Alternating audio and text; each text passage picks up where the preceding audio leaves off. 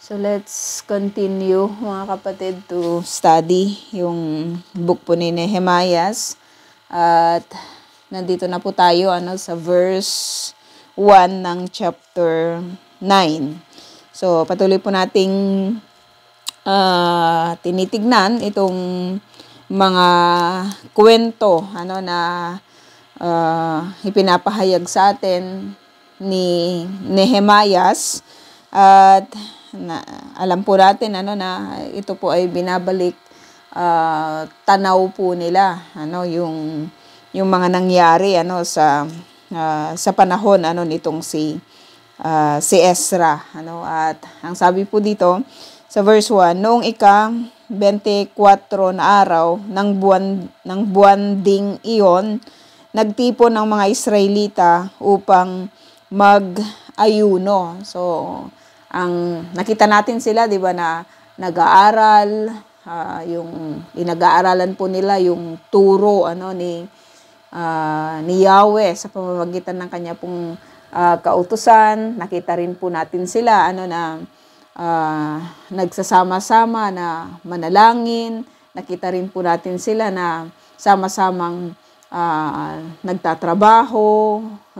Alam mo yan, yung talagang may panahon sila sa kanila pong pagtitipon, at ngayon ay makikita naman po natin na yung kanilang pagsasama-sama ay patungkol naman sa pag-aayuno, or yung sinasabi po natin na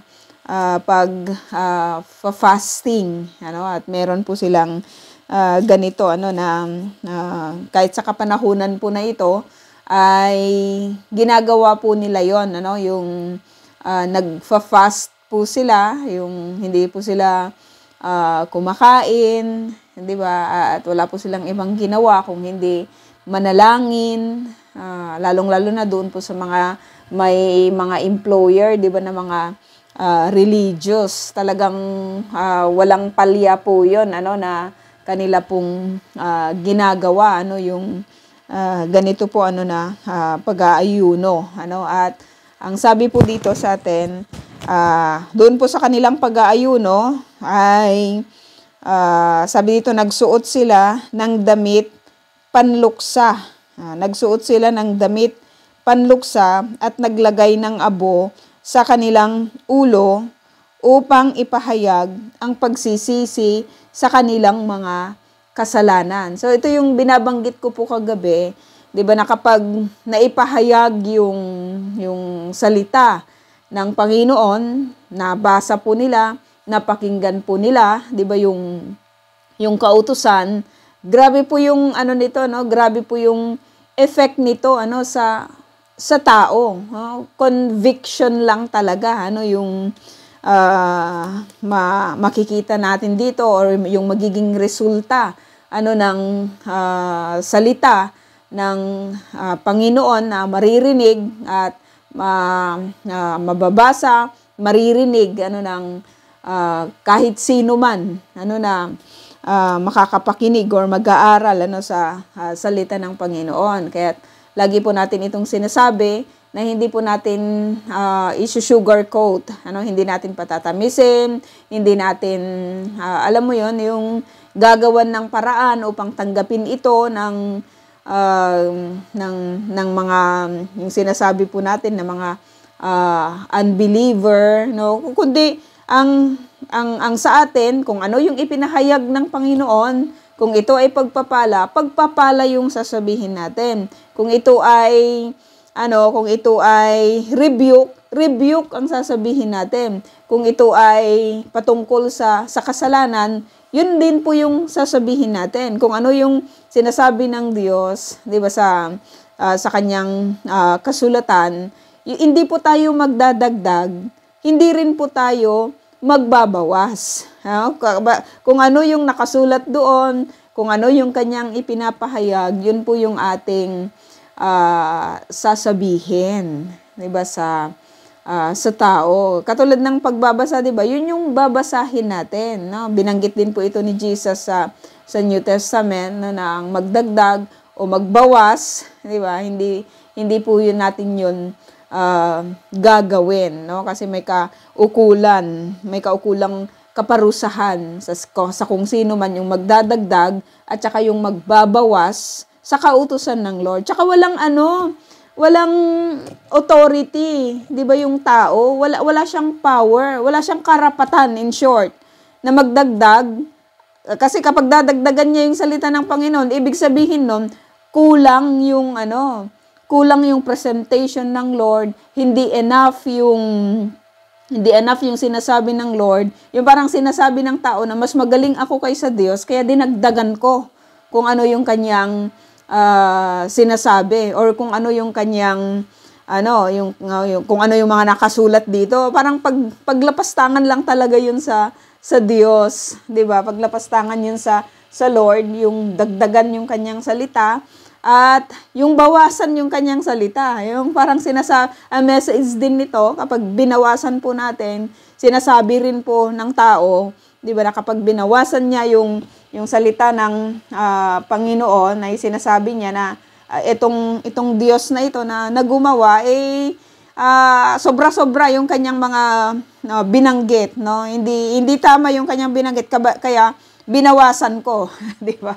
Pag no, hindi pagbibigay, 'di ba, ng respeto sa Diyos. Kaya sa ating mga mananampalataya, ang sa atin, 'di ba, ay tanggapin kung ano yung kanyang binanggit, tanggapin kung ano yung kanyang sinabi, kung ano yung mga nasulat dito po sa banal na kasulatan. Yun po yung ating tatanggapin, at yun yung ating ibabahagi, 'di ba, sa iba, no? Kahit tayo po ay nagtuturo, kahit tayo po ay nagshi-share, kung ano yung binabanggit ng Diyos dito, maging pagpapalaman ito or pertaining man sa kasalanan, yun po yung ating ipinoproclaim sa mga platform po natin, no? So sabi dito, lumayo sila sa mga dayuhan. That means to say, sineperate nila yung kanilang mga sarili,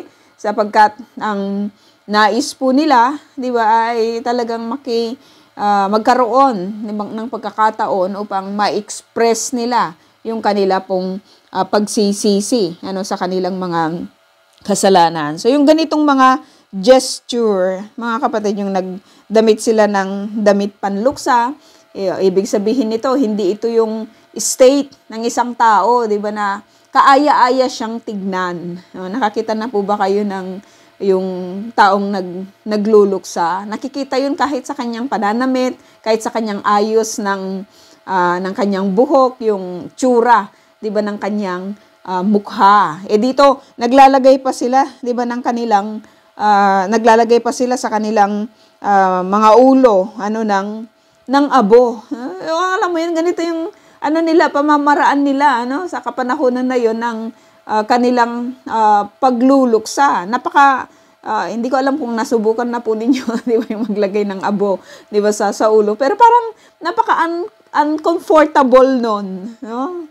Yung sa kapanahunan nila, 'di ba, yung mga ganitong nagluluksa, kung hindi sila nagdadamit ng yung damit na sako, ang gaspang-gaspang nun, 'di ba, sa katawan, tapos maglalagay ka pa ng abo, 'di ba, sa ulo, ay talagang hindi po 'yun hindi 'yun komportable, no? Ewan ko kung anong nangyayari dito sa cellphone at lagi na lang gumagalaw. Ano kayang nangyayari? 'Yon. So sabi dito, no, tumayo sila upang ipahayag ang kanilang mga kasalanan at ng kanilang mga ninuno. So makikita po natin dito kung ano yung mga pamamaraan po nila ng pag-aayuno po nila. Una sa lahat, sineseparate nila, 'di ba, yung kanilang sarili. Ibig sabihin doon sa mga unbeliever, doon sa mga dayuhan ang sinasabi po sa atin dito, no, yung pamamaraan po nila ng kanila pong pag-aayuno ay sineseparate po nila, 'di ba, yung kanila pong mga sarili sa mga dayuhan. O kung i-interpret po natin sa kapanahunan po na ito, ay i-separate mo, ilalayo mo yung iyong sarili sa mga unbeliever. Kasi yung mga ganitong mga gesture, 'di ba, ng pag-aayuno sa Panginoon, magiging distraction kasi yung mga unbeliever, 'di ba, na maaring hindi nila maiintindihan yung ginagawa mo, o kaya pagsasabihan ka na hindi tama yung iyong ginagawa, 'di ba, yung para bang meron silang final say, no, doon sa yung mga ginagawa, no. Napakahirap nun, no, na alam mo yun, yung parang may audience ka na nanunood, 'di ba, sa yung ginagawa, no. Kasi kapag ikaw ay nag-aayuno, ikaw ay alam mo yun, yung ikaw ay nagpapahayag ng iyong kasalanan, 'di ba, sa Diyos, hindi ito maiintindihan na mga walang pagkakilala, 'di ba, sa Panginoon. So maaring mabuli ka pa doon or whatsoever, madidistract ka. So maganda itong kanilang ginawa, nila, lumayo sila. Sabi dito sa mga dayuhan, no. Sabi dito, yung pagtayo po nila upang ipahayag ang kanilang mga kasalanan, hindi lang yung kanilang mga ginawang mga kasalanan, kundi pati yung kasalanan ng kanilang mga ninuno. So sinama po nila yung mga, paano nila nalaman yun? Di ba nakasulat yun? Isinulat, may binabasa sila meron silang kautusan, natagpuan, at ayon na rin doon sa mga palagian po nila. Siyempre, nabihag po sila. So may mga pagkakataon siguro na tinanong kung bakit sila nandoon sa ibang lupain. So ang sagot ay dahil sumuway sila sa Panginoon. No? Ano yung mga pagsuway na ginawa? So maaaring itinuro ito ng mga nakatatanda, na mga Israelita or mga Hudyo sa kapanahunan na iyon. Kung kaya't makikita po natin ang epekto nito, 'di ba, sa buhay ng mga leader na nakita po natin na nag-lead po sa kanila, yung tungkol doon po sa kanilang mga nagawang mga pagkakasala sa Panginoon. So verse 3, sabi dito, nanatili silang nakatayo sa kanilang kinaroroonan sa loob ng 3 oras. Nanatili silang nakatayo sa kanilang kinaroroonan sa loob ng 3 oras. Sa loob ng 3 oras. Parang sa church, di ba, madalas 2 hours lang yung service, tapos may mga fellowshipping pa tayo, di ba, na ginagawa. Pero ito, mga kapatid, yung nanatili sila doon sa kanilang kinaroroonan ng 3 oras, alam mo yan, ano yung, just imagine na lang, ano yung itsura nila, ano yung, di ba, nakadamit sila ng panluksa, may abo sa kanilang mga ulo, ang init-init nun kapag, di ba, parang, ewan ko lang po mga kapatid, di ba, yung, kung may mga allergy ka tungkol sa mga, yung mga dust, napakahirap nun. At saka napakahirap lang talaga yung maging marumi. Di ba, yung alam mo, nafe-feel natin yun, di ba, kapag, ang dumi-dumi natin, kapag tayo nagtitrip, sa disyerto, yung alam mo yun, yung nafe-feel mo lang talaga yung yung pakiramdam, no? Iba yung pakiramdam mo kapag ikaw ay nakaligo na, kapag ikaw ay malinis na. So, yung state na ganito for 3 hours, tapos nagpapahayag sila, di ba, ng kanilang mga kasalanan. Siyempre, may mga pag-iyak dyan, di ba, na ginagawa, may mga alam mo yun, yung mga nakokonsensya, yung mga remorse, di ba, ganon. 3 oras. Ibig sabihin nun, nakakatagal sila sa ganitong klase ng state. No? Ilang oras po tayo nananalangin sa Panginoon? Nasubukan na po ba nating manalangin ng 1 oras? O kaya 2 oras? O kaya 3 oras? No? Yung alam mo yun, yung talagang inilalaan mo yung iyong sarili upang makiharap, no, doon sa Diyos na alam mong napaka-banal. Sila, 3 oras daw sila, no, nanatili sila na nakatayo ito hindi ito nakaupo. Nakatayo, no? So grabing hirap nun. Ang daming ano, no? Just imagine na lang, napakahirap no ng kanila pong mga ginagawa. Pero nakakaya po nila 'yun kasi meron po silang alam mo 'yun, meron silang dinideal talaga sa Panginoon, no? Have you experienced that? Yung meron kang hinihingi sa Lord, meron kang dinideal, 'di ba, sa Panginoon. Tapos hindi mo namamalayan na karaming oras ka na pala, 'di ba, sa iyong paghingi or sa iyong pagdulog sa Panginoon. So nakatayo sila sa kanilang kinaroroonan sa loob, sabi dito, ng 3 oras, samantalang binabasa sa kanila ang kautusan ni Yahweh na kanilang Diyos. So habang ginagawa po nila yung pag-aayuno, yung mga gestures na ginagawa po nila, nakita po natin, binabasa po sa kanila yung salita ng Panginoon, salita ni Yahweh, yung kautusan ni Yahweh, sabi dito, na kanilang Diyos. No? Ang ganda nun, 3 oras, makikinig ka.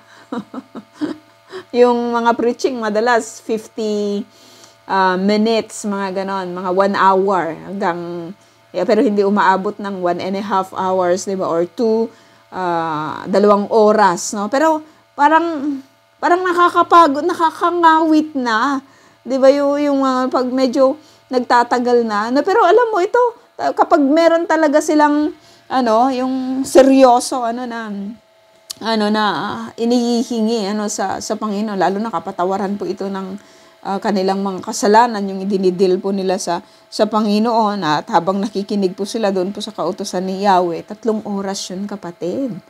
Diba? 3 oras, no? Nakaka-amaze lang talaga, no? Sabi dito, pagkatapos ng event na yon, sabi dito, 3 oras din silang nagpahayag ng kanilang mga kasalanan at sumamba kay Yahweh na kanilang Diyos. Nakaka-amaze lang na inoorasan po nila. No? So, siguro may in charge doon, or we don't know, nag-start sila ng ganun, di ba? O sige, mag-start na tayo kung 7 o'clock, 7 o'clock, no? At alam natin kasi sa church, yung mga services natin, alam natin kung anong oras anong oras na yung preaching, anong oras yung praise and worship, diba? Anong oras tayo matatapos, no? Napaka-aware po natin na may mga orasan na nakikita po natin, kung hindi sa cellphone, sa mismong mga watches natin, or doon sa watch, doon sa orasan sa church, no? May taga-oras sila, no? 3 oras. Grabe, di ba? 6 na oras lahat 'yon. No, kumbaga, konting 6, 7, 8, 2 oras na lang yung oras ng buong maghapon, di ba, na pagtatrabaho. Pero grabe yung kanilang devotion sa Panginoon, no? Naiintindihan kasi nila na ang lahat ng mga pagpapala na nare-receive nila sa mga kapanahunan po na ito, yung freedom na tinanggap po nila sa Panginoon, yung pagpapalaya, di ba, na tinanggap nila sa Panginoon, tapos yung pagkakaloob sa kanila, di ba, ng lugar po nila na matitirhan, yung pagpro-provide ng Lord sa lahat ng mga pangangailangan nila, ay talagang grabe lang talaga yung mga kaganapan na ito sa buhay nila, no? 3 oras silang nagpahayag ng kanilang mga kasalanan at sumamba kay Yahweh na kanilang Diyos. Grabe, no? Paano ba sila sumamba sa kapanahunan na yon? Nagnanalangin, diba? Umaawit sila, diba, ng papuri sa Panginoon. 6 na oras yun, kapatid, kaya natin yon. No? Parang nakaka-encourage lang, no? Nooy, nasa isang entablado ang mga Levitang sina Jeshua, Bani, Kadmiel, Sebanias, Buni, Serebias, Bani, at Kenani, mga usong pangalan ito nung araw, kaya ganito po yung ating mga papakinggan, no? At nananalangin ng malakas kay Yahweh, na kanilang Diyos. Malakas yung kanilang pananalangin, kung sabay-sabay ito, no? Sabay-sabay itong mga libitang ito. So, napakasarap na tagpo siguro yun, no? Alam mo yun, yung sabay-sabay na mananalangin. Yung sinasabi ko mga kapatid, di ba, yung sama-samang pananalangin, di ba, sa kanila malakas maintindihan natin kasi nasa, sila, no? Maaring nasa open na space sila or malaki yung kanilang, kasi marami sila so, malakas sabi dito, no? Nakakatuwa lang, no? Minsan kasi nakaka-distract din kasi yung mga minsan nananalangin, di ba, ng malakas kasi humihiyaw o kaya alam mo yun, yung parang nakaka-distract sa pandinig, no? Pero dito makikita po natin na sabi dito malakas po sila, nananalangin sila, ng malakas. Sino sila? Ito sina Jeshua, Bani, Kadmiel, Sebanias, Buni, Serebias, Bani, at Kenani. 8, no? 8 sila. At sabi dito, sina Jeshua, Kadmiel, Bani, Hasabneyas, Serebias, Hudias. Ito sinasabi ko, di ba? Mga usong pangalan. Sebanias, laging may yas. At Petahias ay nanawagan sa mga tao upang sumamba. Nanawagan sa mga tao upang sumamba. So, napakagandang, napakagandang event ito, di ba, na makikita, na kung saan makikita po natin na talagang tumatawag po sila, sa Panginoon, nananalangin po sila, sa Diyos, no? At yung sabi po nila, tumayo tayo at purihin ang Diyos nating si Yahweh. Na-amaze lang talaga ako kasi everything is written, di ba? Yung mga ganitong mga event, kahit ito pong mga sinasabi po ng mga tao po na ito, no, na nananawagan sa mga tao upang sumamba, purihin siya ngayon at magpakailanman, no? Ito yung sinasabi ko mga kapatid, di ba, na yung gesture po nila ng pagpupuri sa Panginoon is nakatayo, no? Nakatayo po sila, no? Tumayo tayo at purihin ang Diyos. Tanda ng paggalang sa Panginoon. Purihin siya ngayon at magpakailanman, no? So yung pagpupuri sa Diyos, binabanggit po sa atin na hindi ito kung maayos lang yung pakiramdam mo, hindi ito by season lang, no? Kundi binabanggit sa atin na ang pagpupuri sa Panginoon ay dapat magpakailanman. At kung kailan magi-start yung pagpupuri ng magpakailanman, importante yung salitang ngayon, di ba? Ngayon, sabi dito, purihin siya ngayon at magpakailanman. Hindi ka makakarating sa magpakailanman kapag hindi ka nag-start ngayon, di ba? Ngayon, kasi ang resulta ng magpakailanman ay nagsisimula sa kung ano yung ginawa mo or gagawin mo ngayon, no? Sabi dito, purihin ang kanyang dakilang pangalan. So binigyan tayo, sino ba yung dapat na purihin? Ang Diyos, di ba? May pangalan siya, na si Yahweh. Kailan siya dapat purihin? Ngayon at magpakailanman, ano? Ano yung ating pupurihin sa kanya? Yung dakila niyang pangalan. Napakadakila kasi ng pangalan ni Yahweh, no? Lagi po natin itong binabanggit na kung meron tayong iniingatan, yun yung ating pangalan, no? Kasi yung ating pangalan, nag-i-speak siya sa kung sino tayo, no? At kung babanggitin yung pangalan ni Yahweh, ano yung maiisip ng mga tao na ito. Na makakarinig doon po sa kanyang pangalan, no? Binigyan tayo ng dito ng pangalan na si Yahweh. Ano yung maiisip mo kapag si Yahweh yung naririnig mo? No? So ang dami natin po pwedeng i-describe. Undescribable siya. Lahat ng mga magagandang mga bagay ay pwede nating sabihin sa Panginoon, no?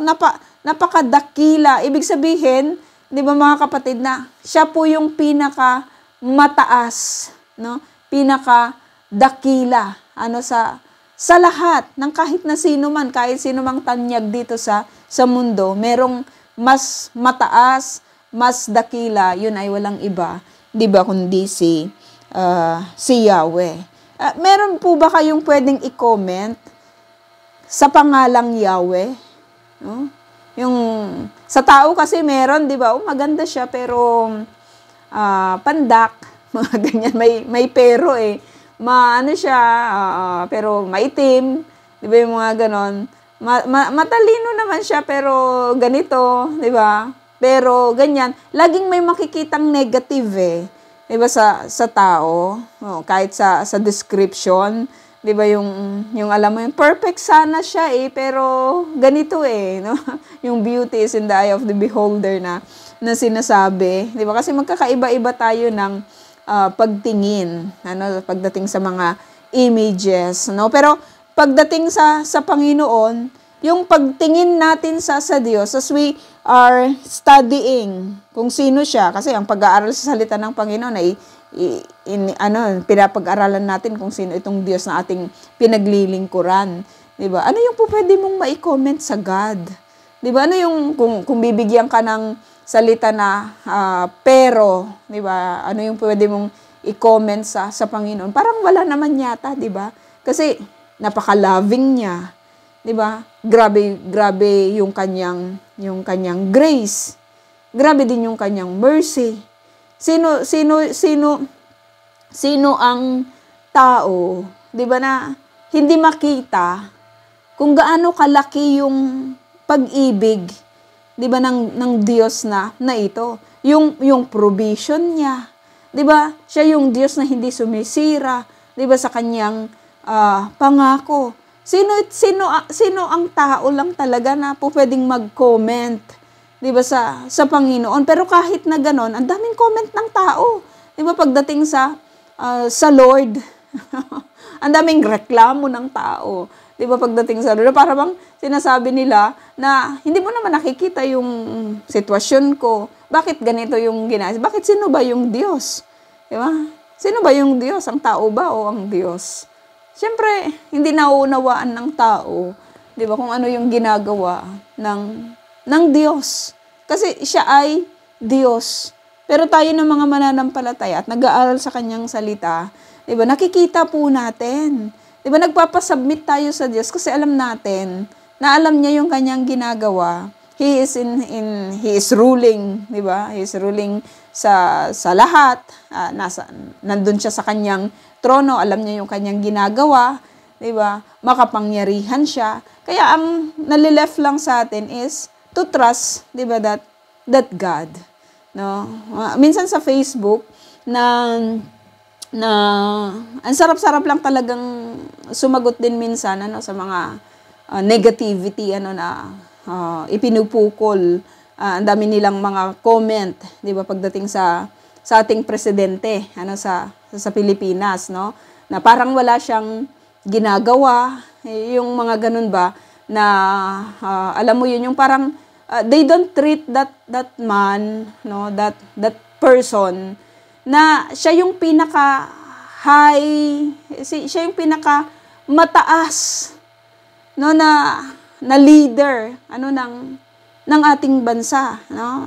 Tayo hindi naman po tayo kabilang sa mga yon. At yung mga nangyayari sa kapaligiran, parang isinisisi nila lahat, 'di ba, sa presidente, no, yung pagtaas ng mga bilihin, mga gano'n. Hindi lang naman sa Pilipinas buong mundo tumataas, 'di ba, yung mga bilihin, kahit nga dito sa Israel, ang taas-taas na ng nagsitaasan, 'di ba, yung mga presyo ng mga bilihin, yung kahit yung mga propaganda, 'di ba, na gustong sirain yung gobyerno, nagki-create sila ng mga problema para palabasin na magulo ang Pilipinas. Kahit saan naman magulo, 'di ba? Kasi hangga't nandyan ang mga tao na walang pagkakilala sa Panginoon, nandyan yung kaguluhan kung saan mo ilagay yung tao, lalong-lalo na kapag hindi na nakakilala sa Panginoon, laging may kaguluhan dyan. Di ba? Sa loob na nga lang ng tahanan, di ba? May kaguluhan. What do we expect naman?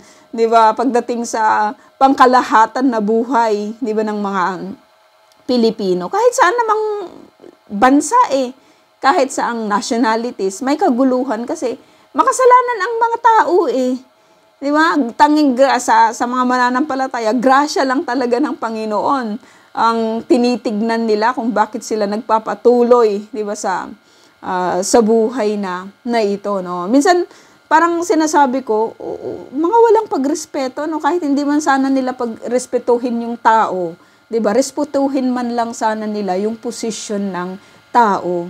Kasi ang Diyos ang naglalagay at nagtatanggal ng tao. Darating din yung panahon na mawawala siya. 'Di ba? Matatapos din yung kanyang termino, no? Pero grabe lang talaga yung grabe lang ang gawa ng mga grabe lang talaga ang gawa ng kadiliman. Kahit sa ating mga mananampalataya, kahit sino ang itayo diyan, 'di ba? Ipinapanalangin natin sila.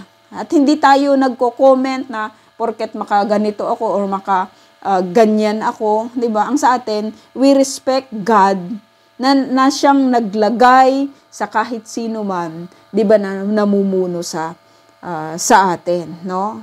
Mabuti man 'yan o masama, mas higit na alam ng Diyos, 'di ba, kung ano po yung mga nangyayari, 'di ba, sa paligid natin, no? So maganda lang na may ano pa ako doon, parang may nabasa pa ako na isang comment kasi naka-add yung sa FB ko doon sa parang Facebook page ng presidente.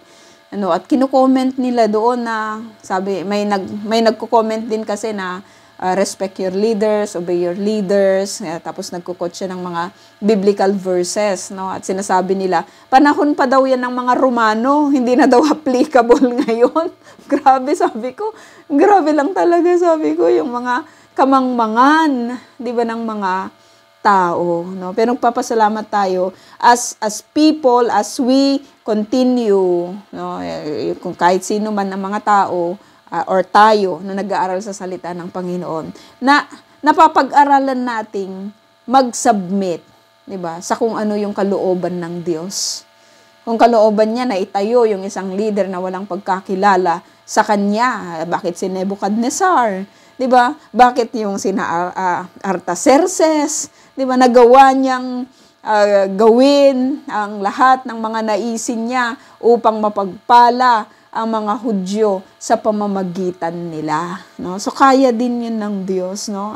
Ang kulang lang sa karamihan po sa atin, at hindi lahat ng mga unbelievers, mga kapatid, 'di ba, ay tumutuligsa din, no? Kundi kahit the so-called mga Christian, no, na mga tao, ang galing-galing din nila, 'di ba, na tumuligsa sa gobyerno, na para bang sinasabi nila, walang Diyos na nakakakita.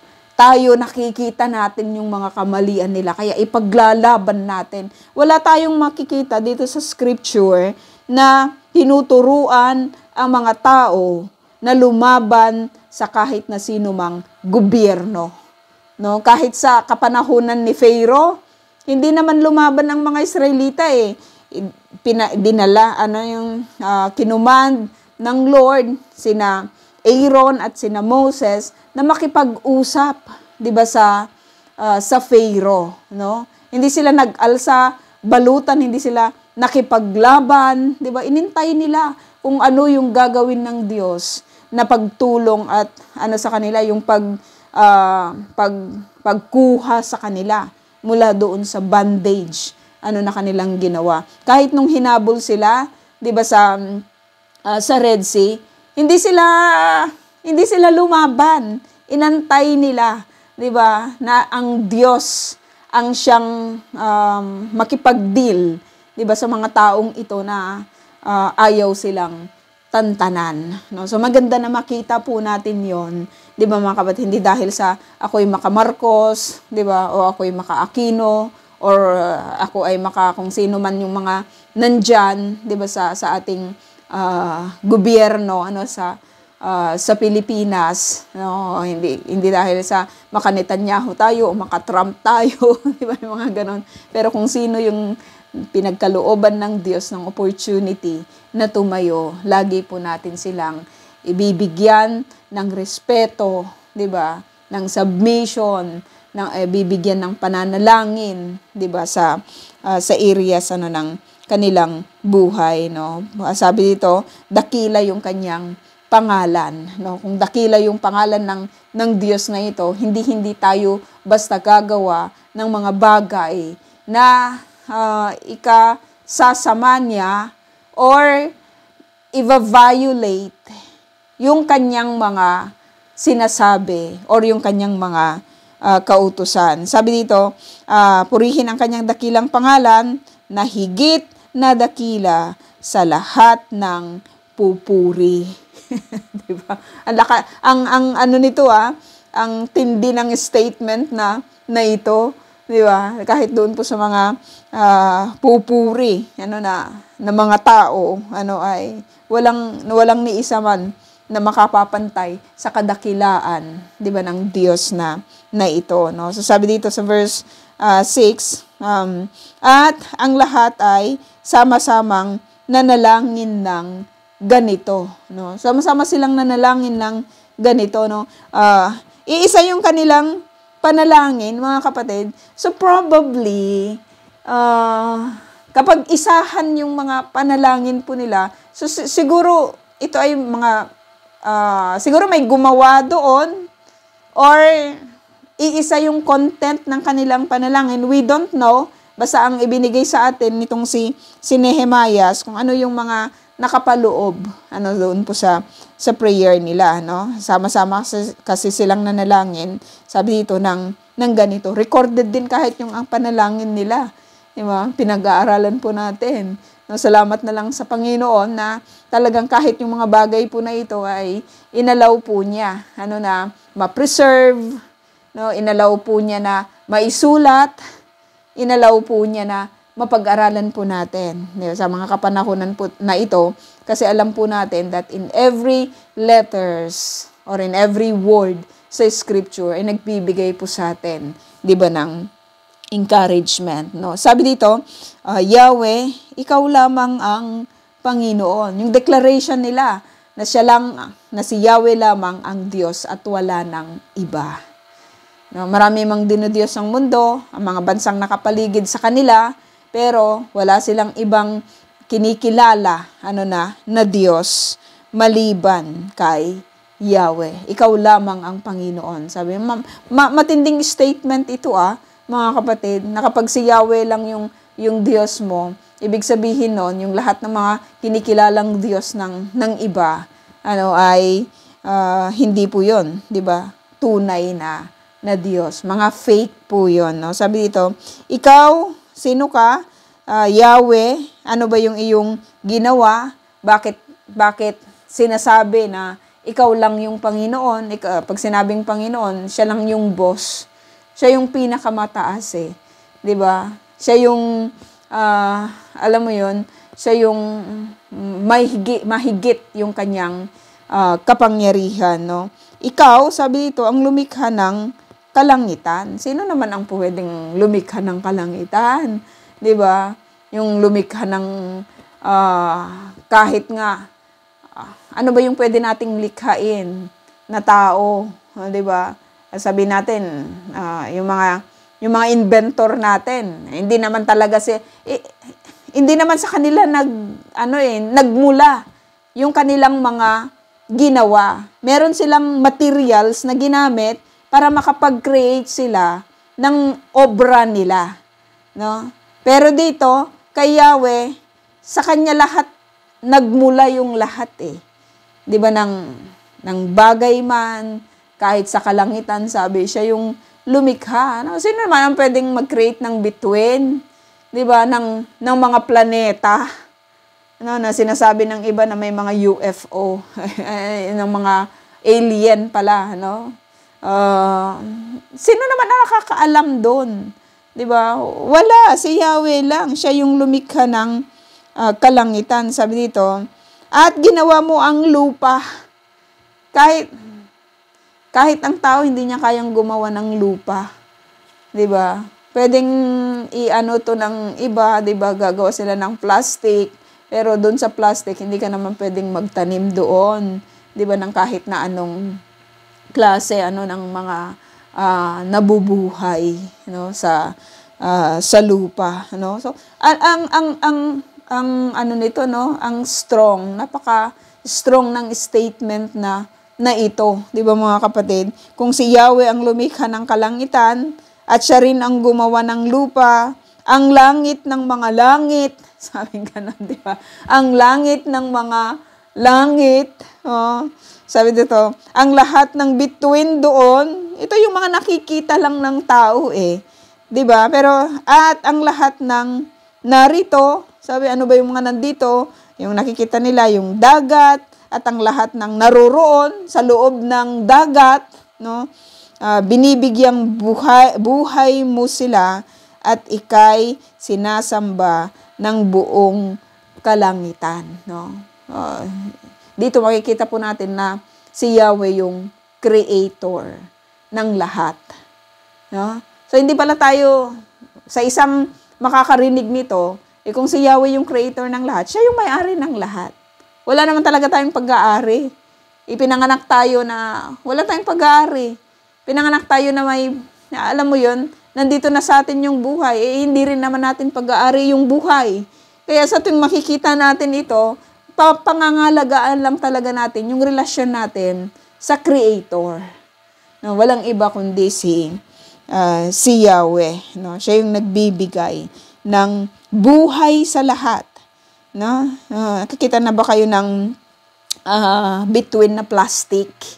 'Di ba, na nandyan sa outer space? Wala. Yung mga bituin dyan nagniningning. At nakakatuwa lang, 'di ba, na mga rocks pala yan, na yung lights na nagniningning sa kanila ay galing ito sa sun. Grabe lang yung pagkakagawa ng lahat. Sino naman pwedeng gumawa nito maliban sa isang napakagaling, 'di ba, na Diyos. Kaya nga yung awitin na How Great Thou Art, grabe lang yun 'di ba, na pagkaka-compose noon tungkol sa kapangyarihan ng Diyos na ginawa yung lahat ng bagay na napakaganda. Alam mo, sinira lang ng tao yun eh. 'Di ba? Lahat ng meron sa mundo napakaganda eh, pero pinagsisira ng tao eh. Kasi sa tingin ng tao, mas magaling siyang creator, no? Parang kinakalaban niya yung Diyos. Yung bundok, ginagawa niyang patag. Yung patag, ginagawa niyang bundok. Kaya kapag nagkaroon ng mga dilubyo, di ba? Tao rin lang naman yung nasasalanta or nasasaktan. Yung mga tao, hinakot na nila yung lahat ng mga buhangin at mga bato sa mga ilog. Kapag naghakot sila ng naghakot, ano mangyayari? Diba? Matitibag yung mga lupain. No? At kapag nagkaroon ng matinding tagulan, maapektuhan din yung buhay at kabuhayan, 'di ba, ng tao. Pinagsisira yung dagat. Anong ginawa ng tao? Dinudumihan niya. Tapos kinakain ng mga isda yung mga plastic, no? Pero tayo ng mga mananampalataya, alam po natin kung paano natin pangalagaan, 'di ba, yung mundo na kinagagalawan po natin, no? Kasi tayo rin lang naman yung maapektuhan eh. Kapag hindi natin ito inayos, kapag hindi tayo nagtanim ng mga puno, no? Ano naman ina-expect natin, no? Bili tayo ng mga aircon, saan manggagaling yung magpapatakbo ng enerhiya? 'Di ba? Galing din naman sa ilalim ng lupa, no? Kung magtanim ka ng puno, may libreng oxygen ka na, 'di ba? May libreng shade ka na, no? Makakain mo pa yung bunga, no? Pero ewan ko, no? Ang gusto kasi lahat ng mga ginagawa ng tao ngayon sa kapanahunan na ito hindi pa buti, kundi kahit sa ayaw man at sa gusto natin, talagang yung buhay, 'di ba, ng mga tao sa kapanahunan po na ito ay patungo sa destruction. 'Di ba? Patungo sa destruction. Gusto lahat mga gadgets. Saan darating talaga yung panahon na magliliyab na lang yung buong mundo, 'di ba? Sa dami ng mga emission, sa dami ng mga ginagawa ng tao na sa tingin niya ay makakabuti, 'di ba, sa kanya, no? Parang mga bata pa kayo, pero sa mga edad po namin, napaka ganda ng buhay noon. 'Di ba?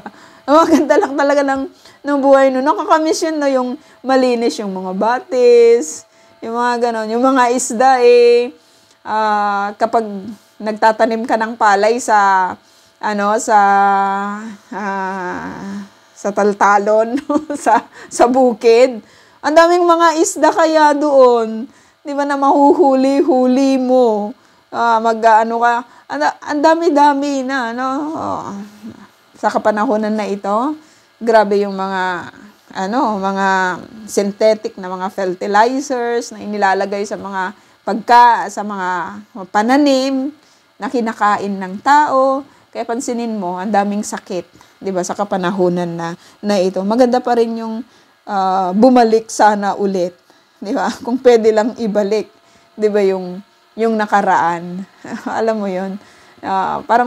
Parang mas masarap lang talaga yung buhay noon, no? Walang masyadong sumasakit ang ulo sa kapanahunan na 'yun, 'di ba? Nung mga bata kami, parang wala akong naririnig na masyadong sumasakit ang ulo. Ngayon, ang daming sumasakit ang ulo. Bakit? Nakatutok lagi, 'di ba? Sa kanilang mga smartphones, sa kanilang mga 'di ba? Yung radiation sumisira sa mata, 'di ba, ng tao, no? So maraming mga pros, maraming mga cons din. Ano yung nangyari? Pero one thing na alam po natin, 'di ba, mga kapatid, papunta talaga sa destruction ang mundo na ito. Kaya tayo piniprepare natin yung ating sarili, 'di ba, na sa muling pagparito, 'di ba, ng Panginoon, dadalhin tayo doon sa lugar na mas safe tayo, 'di ba, doon sa lugar na talagang wala ka ng ibang masabi kung hindi salamat, Lord, 'di ba, sa lahat ng pagpapala, sa lahat ng opportunity, 'di ba, sa lahat ng mga pagpapagal, sa pagpapalakas, 'di ba, sa isang katulad natin, no? Mahirap kasing mabuhay sa mundo na ito. Kailangan talaga ng matinding pagdedesisyon, 'di ba, na sumunod sa Panginoon. Ikaw, Yahweh, sabi ito, ang Diyos na pumili kay Abram pa lang, no? Abram. Ikaw ang tumawag sa kanya mula sa bayan ng Ur sa Caldea at pinangalanan mo siyang Abraham, no? So, matapos i-present, alam mo yung panalangin na ito, 'di ba? Matapos i-present yung kapangyarihan ng Diyos, nakita rin po natin na sino ang makapangyarihang Diyos na ito na pipili ng isang tao, 'di ba? Na mag-declare, 'di ba, ng kanyang kaluwalhatian or ng kanyang makikita po natin dito, nakita mo siyang tapat sa inyo at gumawa ka ng kasunduan sa kanya, no? Ano ba yung purpose? Bakit kailangan i-create pa ng Diyos ang tao? Kung enough naman siya, 'di ba, sa lahat ng bagay, bakit kailangan pang isama niya sa kanyang maniobra, 'di ba, yung tao? Bakit? 'Di ba, kung iisipin natin, bakit, Lord, ano ba talagang purpose namin, 'di ba, dito sa mundo? Bakit pa kasama kami, 'di ba, sa creation, 'di ba? Yung alam mo 'yon. Pero ang sarap-sarap mabuhay, 'di ba, mga kapatid? Hindi ba tayo nagpapasalamat sa Lord na binigyan niya tayo ng buhay to enjoy yung blessing niya, 'di ba? To enjoy yung grace niya, to enjoy yung mercy niya, 'di ba? To enjoy yung mundo na ito na create niya, 'di ba, para sa atin. Grabe lang talagang Lord 'yan, 'di ba, na grabe lang talaga si Yahweh na alam mo 'yon, binigyan niya tayo ng puso upang magmahal, binigyan niya tayo ng isip upang mag-isip, binigyan niya tayo, hindi nagkabali-baliktad yung pag-create sa atin, 'di ba? Hindi yung ilong natin napunta sa may ulo, 'di ba? Ang ganda-ganda ng creation ng God. 'Di ba? Magkakaiba-iba ng mukha. Yung alam mo yun, magkakaiba-iba ng height, magkakaiba-iba ng laki, 'di ba, ng katawan. Tapos hindi lang tayo ang create ng God, marami ring mga hayop, 'di ba? Ang ganda-ganda ng mundong create niya, 'di ba, para po sa atin. At napag-aralan din po natin, 'di ba, ng dahilan ng ating mga ang ating creation, 'di ba, ay upang nag-create siya ng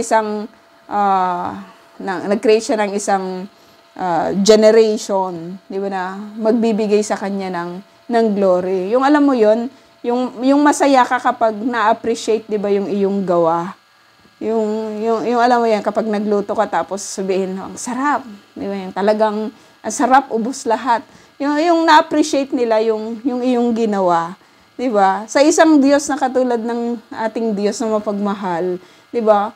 Napakasarap din marahil sa puso niya yung makita niya na yung kanyang mga creation ay nagbibigay ng glory, 'di ba, sa kanya. Kasi nakikita nila kung ano yung kanyang ginawa. It is really a grace, 'di ba? It is really an opportunity to live. Kaya nga tayo, we live this life according to His likeness, according to His will, 'di ba, para po sa atin. Kasi kapag ganun po yung pagtingin natin sa buhay na ito, mamahalin lang talaga natin ang mabuhay dito sa mundo.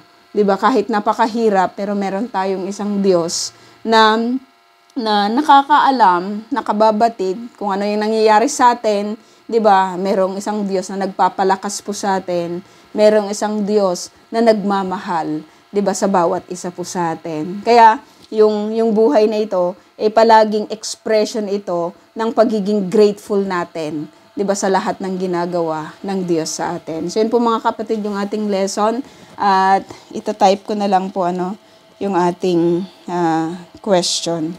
Erev Tov po sa lahat. Inainim pa kayo po ulit.